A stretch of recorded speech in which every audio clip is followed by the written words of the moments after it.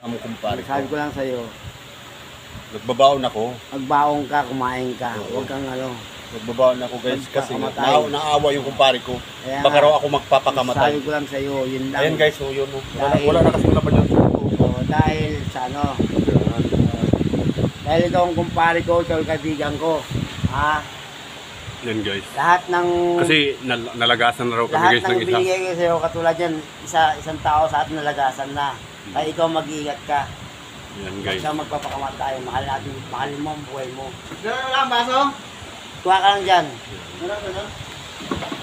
May bisita kami guys. Diba? Sa kaming Pero bisita. dyan, ano ba ito dyan eh? Ano ba ito? Inukay na pala yung yun. Bibili na.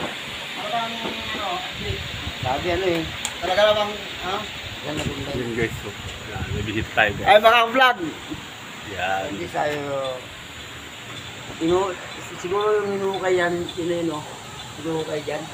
Yun eh no? No? Sa Paradise. sa paradise? Grabe naman yun. Di pa nga. Buhay pa yung tao. Naguhukay na. Kaga. Boy ba? Boy. Alin? Nadapan lang. Hindi nga nakaabot eh. Patay na. Sabi niya kasi, kaya pala may naguhukay dyan. Oo, di ba? Ibig sabihin, yun na pala yun, hinuhukayan. Oo. Eh, kagabi pa nga yun, di ba? Ibig sabihin, kahapon pa naguhukay yun. Kagabi pa lang naman namatay. Simula. Wala.